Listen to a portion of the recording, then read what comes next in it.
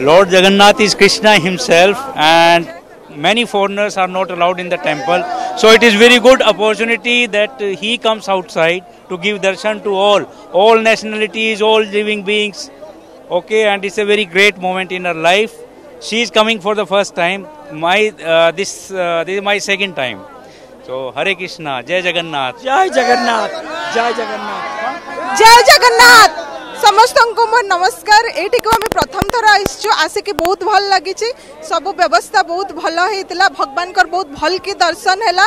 आमे संबलपुर ओडिसा रु आइछु बहुत खुशी लागिला। जगन्नाथ को दर्शन करी मन रे गोटे तृप्ति आस्थिबो बहुत तृप्ति आसिला। जगन्नाथ को दर्शन करी पूरा भाव विह्वल हे गलो। आ जगन्नाथ महाप्रभु को काली संध्या रे भी दर्शन मिलितिला, आज भी दर्शन मिलला। बहुत भल की दर्शन मिलला, बहुत भल लागिला। निवासाय नित्याय परमात्मने बलदेव सुभद्रा जगन्नाथ जय जगन्नाथ जय जगन्नाथ